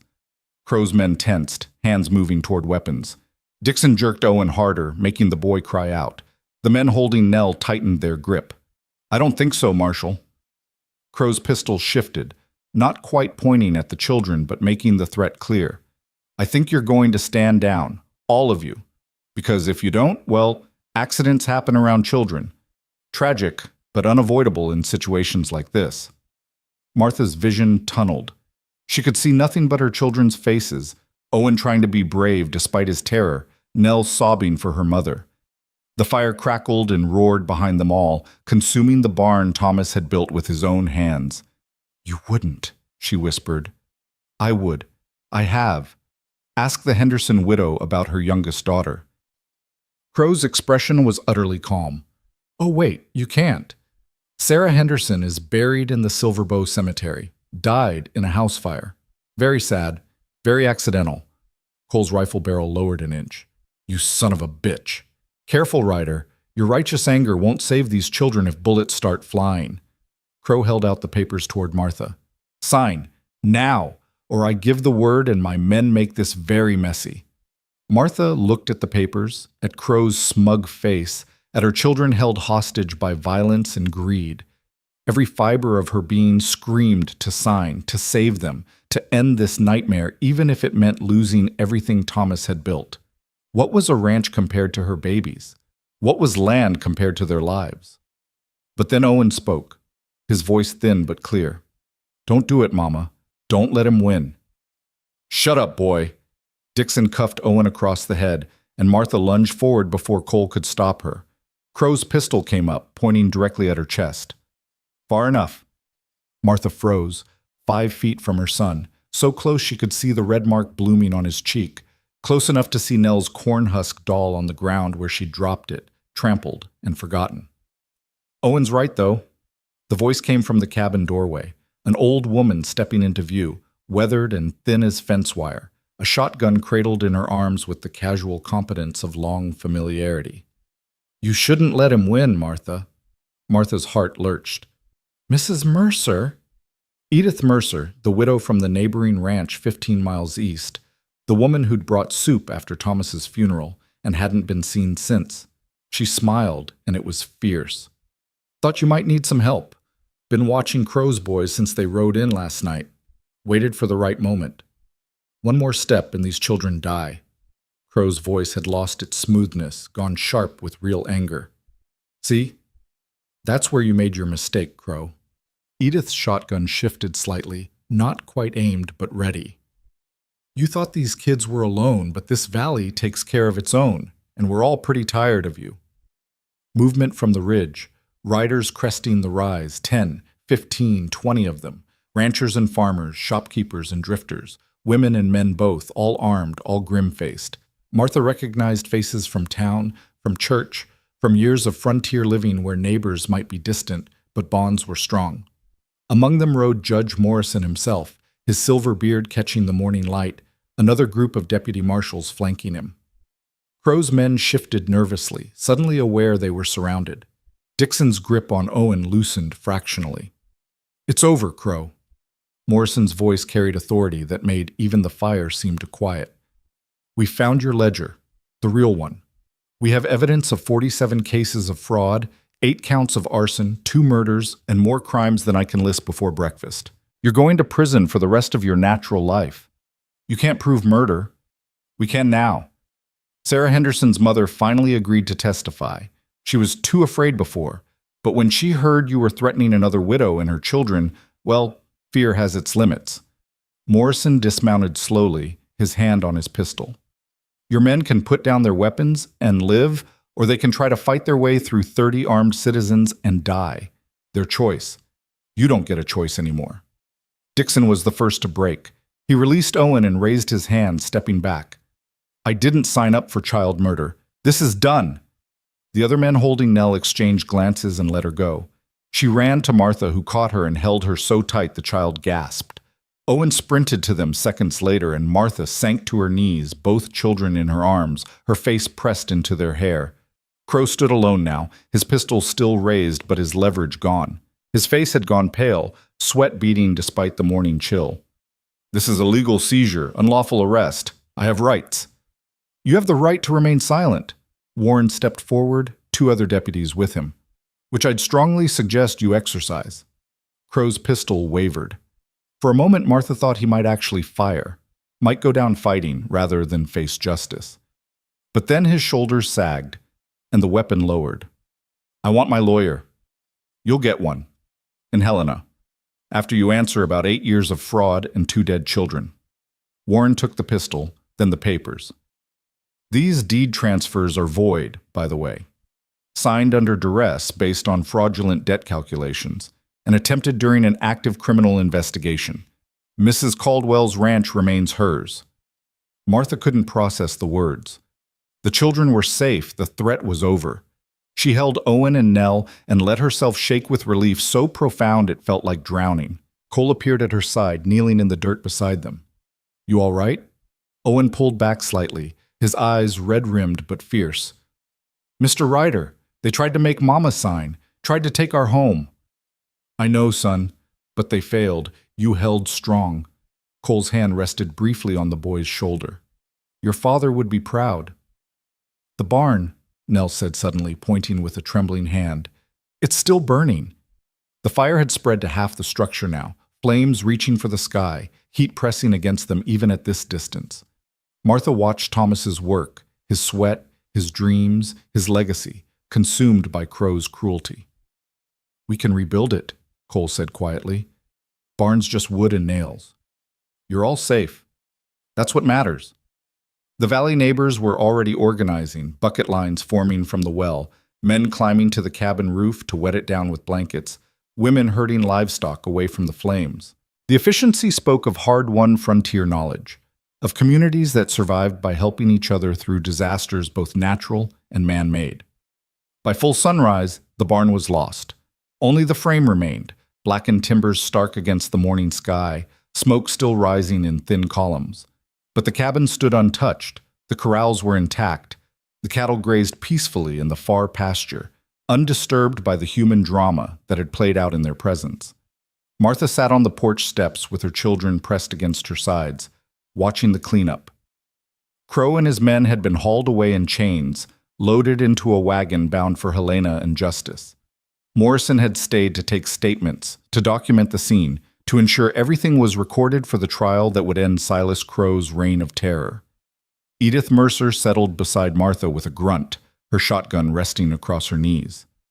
Hell of a morning. How did you know? Martha asked. How did you get everyone here? Word travels in the valley. Someone saw Crow's men riding this way yesterday, sent a boy to warn me. I rode to the other ranches, spread the alarm. We figured if Crow was moving on you, he'd be moving on all of us eventually. Better to make our stand together. Edith pulled out a pipe, began packing it with tobacco. Plus Thomas was a good man, good neighbor. We take care of our own even after they're gone.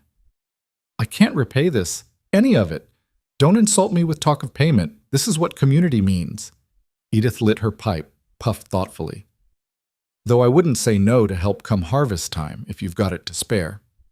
I'll be there. They sat in companionable silence, watching the smoke dissipate into clean blue sky. Owen had fallen asleep against Martha's shoulder, exhausted by terror and relief. Nell played quietly with her rescued doll, humming that made-up song about bluebirds. Cole approached from where he'd been helping clear debris, his face smudged with soot, his shirt soaked with sweat despite the early hour. Morrison wants to talk to you before he heads back to Helena. The judge stood by his horse, reviewing papers one of the deputies had brought him. He looked up as Martha approached, his expression kind. Mrs. Caldwell, hell of a way to start the day. Hell of a way to end a nightmare. That it is. Morrison handed her a document. This is the official cancellation of your debt. Every penny Crow claimed you owed is void.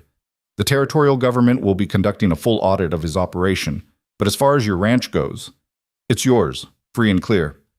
Martha stared at the paper, the words blurring. I don't understand. The original loan was $800. You've been making payments for 5 years. Even at legitimate interest rates, you've paid that debt twice over. The excess goes back to you, minus actual legal fees from the original lending institution. Should be about $200 coming your way once the territorial office processes everything. $200. It was more money than Martha had seen in months. Enough to rebuild the barn. Enough to get through winter. Enough to breathe. Furthermore, every property Crow seized through fraud will be returned to the original owners or their heirs. The families he destroyed, we're going to try to put them back together as best we can. Morrison's expression hardened, and Crow himself will spend the rest of his life in territorial prison. I'll make certain of it personally. What about his men, Dixon and the others? That depends on what they knew and when they knew it. If they were just hired guns following orders, they'll probably serve a few years. If they participated in the murders or arsons knowingly, well, Montana Territory takes a dim view of child killers. Morrison mounted his horse, settled himself in the saddle. You did good work, Mrs. Caldwell. Took courage to face him in that office, even more to stand up when he came for your children. The territory needs more people like you. I just did what had to be done. That's what courage is, doing what has to be done when everything in you is screaming to run. Morrison touched his hat brim. Take care of those children and that ranch. It's worth fighting for. He rode out, his deputies following, leaving Martha standing in her yard with ashes drifting down like snow and the impossible weight of relief making her dizzy. The valley neighbors worked through the morning, clearing the worst of the debris, salvaging what could be saved from the barn, bringing food and water and simple human presence. By noon, someone had organized a barn raising for the following week. Lumber was pledged, labor promised, a whole new structure planned to rise from the ashes of the old. Martha moved through it all in a daze, accepting help and gratitude and casseroles, her mind still trying to catch up with the fact that it was over. Really over. Crow was gone. The debt was canceled. Her ranch was safe. As afternoon shadows lengthened, the last of the neighbors finally departed, promising to return for the barn raising, leaving behind enough food to feed Martha's family for a week. Owen and Nell had been put to bed, sleeping the deep sleep of children who'd survived trauma and needed healing rest. Martha stood in the doorway of the blackened barn frame, staring at what remained. The hay was gone. Most of the tools had been destroyed, but the basic structure was salvageable, Morrison had said. The foundation was solid. They could build from here. Penny for your thoughts. Cole leaned against one of the intact support posts, his hat pushed back, exhaustion written in every line of his body. I'm thinking about what Thomas would say, Martha said quietly. About all of this. The fire, the fight, the debt being cleared. What do you think he'd say? I think he'd be furious that I let it get this bad. Furious that I didn't understand the papers he signed, didn't catch Crow's scheme earlier, didn't protect what he built better. Martha's voice cracked. And I think he'd be right to be furious. I think you're wrong. Cole pushed off the post, came to stand beside her. I think he'd say his wife was the bravest, strongest, most resourceful woman in Montana Territory. I think he'd say she took an impossible situation and found a way through it. I think he'd say she protected their children, saved their home, and stood up to a man who'd destroyed dozens of families. You didn't know him. No. But I know what any decent man would think watching what you did. And Thomas Caldwell, from everything I've heard, was a decent man. Martha looked up at Cole, at this stranger who'd ridden in on a pale horse and somehow become essential to her survival.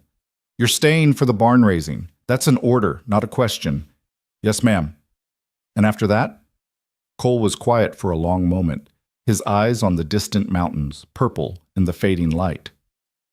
I've been thinking about what I said, about being the drifting kind. Martha's heart squeezed. Of course he was leaving. Why would he stay? He'd done what he came to do, helped the widow who needed help, earned his redemption.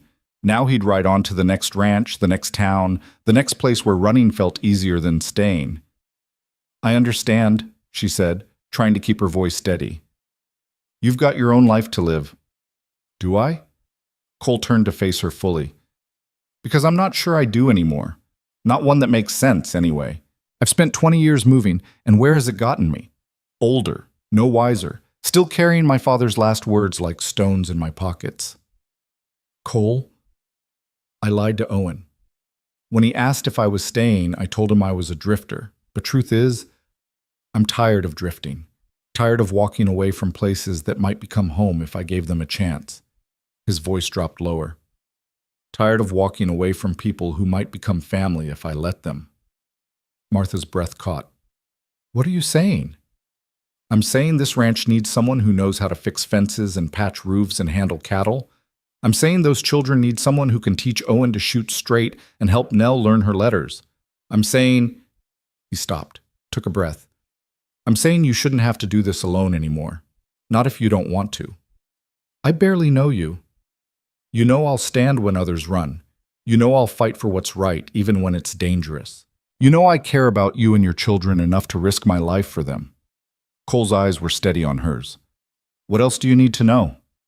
Martha thought about Thomas, about the love they'd built over 15 years of marriage, about the way he'd held her on their wedding night, promising forever, about the children they'd made together, the dreams they'd shared, and she thought about the fact that Thomas was gone, that forever had ended in a shallow grave by the creek, that holding on to his memory so tightly meant closing herself off from any future that didn't include him.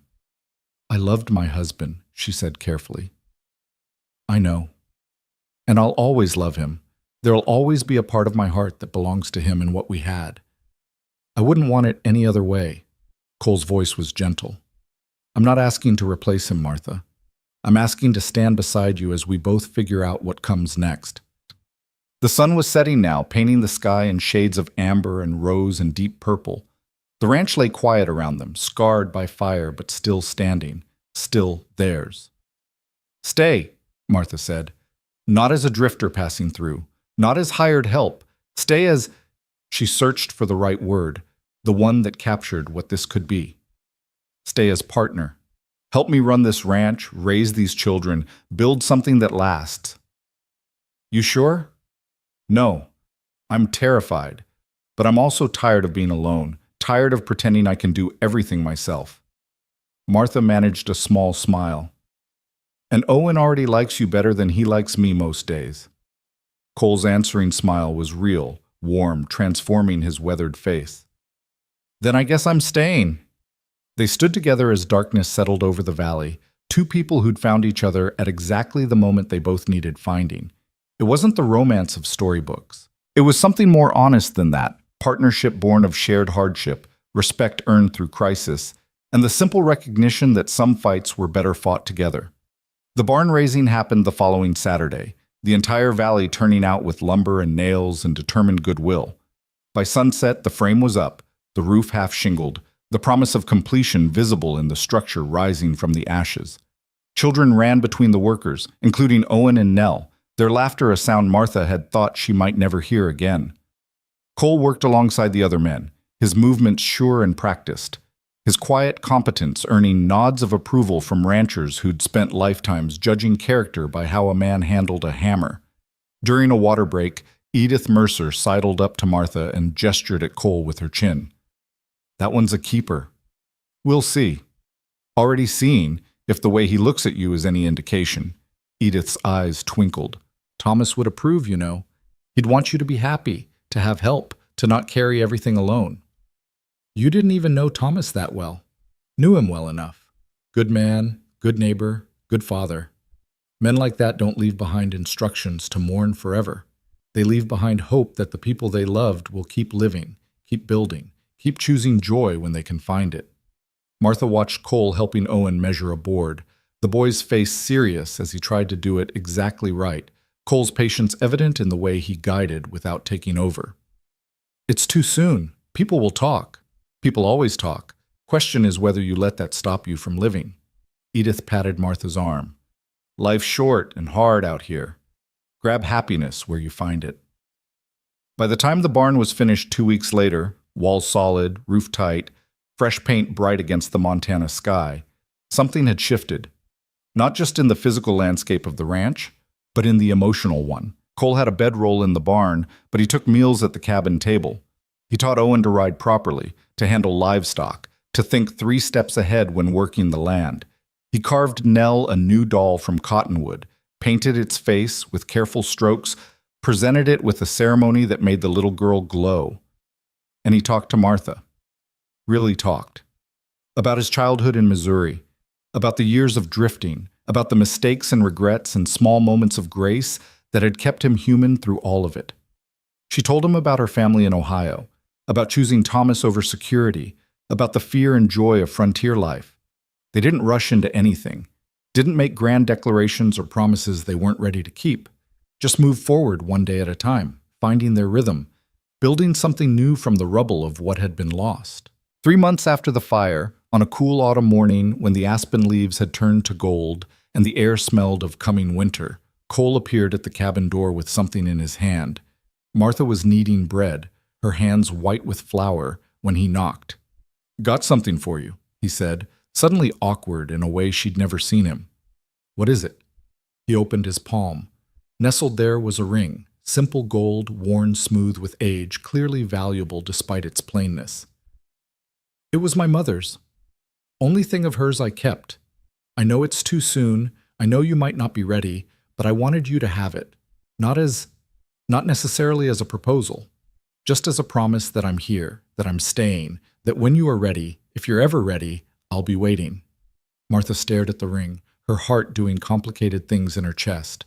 It was too soon. Everyone would talk. What would Thomas think? But Thomas was gone. And Cole was here. And her children were happy for the first time since their father died. And she was happy, or at least the closest to happy she'd been in months. Was that enough? Was that worth reaching for? She held out her hand, flower and all. Cole slipped the ring onto her finger. It fit perfectly, as if it had been made for her. "I'm not asking for an answer today," he said quietly. "Just asking you to think about it. About a future where you're not alone, where the children have someone to help raise them, where this ranch has 2 people fighting for it instead of 1. "I don't need to think about it." Martha looked up at him, at this good man who'd stumbled into her life and chosen to stay. "Yes? Yes, you'll think about it, or, yes, I'll marry you, when you're ready to ask properly, when the children are ready, when it feels right instead of rushed." She smiled. "But yes, the answer's yes." Cole pulled her into his arms, careful of the flower, and kissed her forehead with a tenderness that made tears spring to her eyes. "Thank you." "For what?" "For giving me a reason to stop running." They married the following spring, in a simple ceremony beside the creek where Thomas was buried. It felt right somehow, to start this new chapter in the presence of the man who'd come before. Owen stood up with Cole as a kind of best man, his chest puffed with importance. Nell scattered wildflowers, singing under her breath. Judge Morrison performed the ceremony, his voice carrying authority and warmth in equal measure. Edith Mercer and half the valley stood witness, their presence a reminder that community had saved Martha when she'd been at her lowest point. "Do you, Martha Caldwell, take this man to be your lawfully wedded husband, to have and to hold from this day forward?" Martha looked at Cole, at the life they'd already started building together, at the future stretching ahead of them, uncertain but no longer terrifying. "I do." "And do you, Cole Ryder, take this woman to be your lawfully wedded wife, to have and to hold from this day forward?" "I do." "Then by the power vested in me by Montana Territory, I pronounce you husband and wife. Cole, you may kiss your bride." The kiss was brief, almost chaste, mindful of the children watching. But it was real, and it was theirs, and it was the beginning of something Martha had thought she'd never have again: hope. The celebration afterward was simple but joyful: food and music and laughter, the kind of frontier wedding that prioritized community over ceremony. As the sun set and the party wound down, Martha found herself standing at the edge of the gathering, watching her children play with the neighbor kids, watching Cole talk with the ranchers who'd become friends and allies. Edith appeared beside her with 2 cups of punch. "Happy?" "Getting there." Martha accepted the cup. "It's strange, isn't it, how quickly life can change. 6 months ago, I was about to lose everything. Now I'm married again, the ranch is thriving, the children are healthy. That's frontier life. One day you're dying, next day you're dancing. Trick is to appreciate the dancing while you can." Edith clinked her cup against Martha's. "To new beginnings." To new beginnings. As summer returned to the valley, the same brutal, beautiful Montana summer that had tested Martha so severely a year before, the ranch bloomed with life and purpose. The rebuilt barn stood strong, filled with hay and healthy livestock. The garden produced more than they could eat, the excess traded with neighbors or preserved for winter. The children grew taller, stronger, happier. Cole proved himself every day in the quiet ways that mattered, fixing things before they broke, teaching Owen the skills he'd need to run the ranch someday, making Nell laugh with terrible jokes and elaborate stories. He worked from dawn until dusk, rebuilding what the fire had destroyed and creating things that had never existed before. A proper henhouse, a smoke shed, a porch addition where they could sit in the evenings and watch the sun paint the mountains gold. One afternoon in late July, Martha found him in the barn, working on something at the makeshift workbench he'd built. She approached quietly, curious what had occupied him for the past 3 days. "Almost done," he said without looking up. "Just need to smooth out this last edge." Martha peered over his shoulder and caught her breath. A wooden horse, delicately carved, white paint gleaming, mane and tail flowing as if caught in mid-gallop. It was beautiful, detailed, clearly made with painstaking care. "It's for Nell," Cole said. "She's been talking about that white horse I ride, says it's magic. Figured she should have her own magic horse." "Cole, it's beautiful. When did you learn to carve like this?" "My father taught me. Before everything went bad. It was how he relaxed after long days with the real horses. I haven't done it in years, but I thought—" He paused, ran his hand along the horse's back. "I thought it might be nice to pass something down. Something that isn't pain or loss." Martha wrapped her arms around him from behind, pressed her face between his shoulder blades. "You're a good man, Cole Ryder. I'm trying to be. For you, for the kids, for the life we're building." That evening, Cole presented the horse to Nell with all the ceremony it deserved. Her face lit up like sunrise, her small hands reverently touching the carved mane, the painted eyes, the flowing tail. "It's magic," she breathed. "Real magic." "Course it is," Cole said seriously. "All good things are magic if you look at them right." Owen, not to be left out, received something equally precious. Cole's own knife, the one his father had given him decades ago. "You're old enough now to have real responsibility. This knife's seen me through a lot of years, a lot of miles. I'm trusting you to treat it with respect, to use it for building, not breaking." Owen held the knife like a holy relic, his eyes wide. "I will. I promise." As the children played with their gifts, Martha and Cole sat on the porch watching the sun set over land that had almost been stolen from them, but now stood secure, protected by law and community, and 2 people who'd chosen to fight rather than flee. "Do you ever regret it?" Martha asked quietly. "Giving up the drifting life?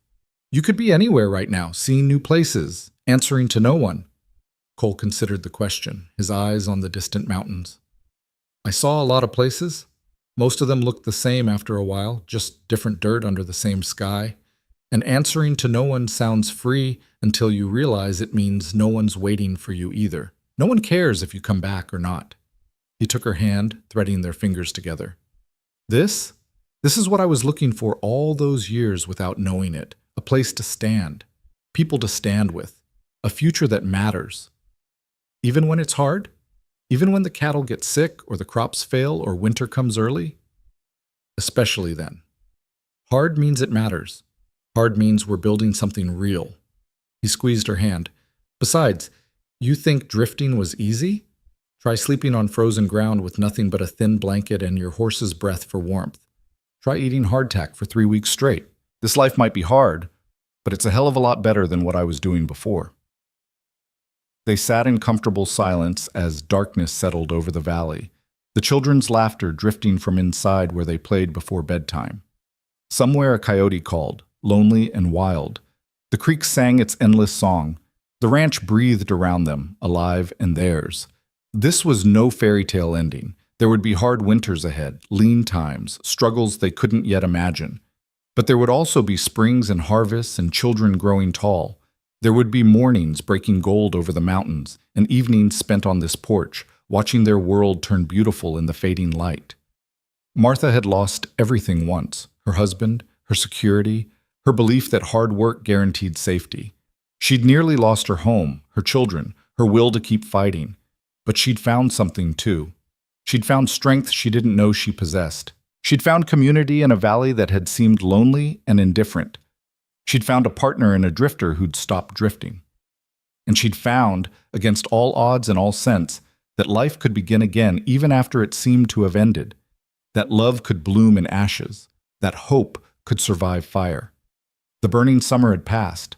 What rose from its remains was sweeter for having been tested, stronger for having been forged in flame.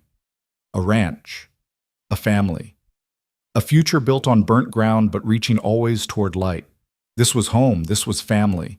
This was the life Martha Caldwell, now Martha Ryder, had fought for and won.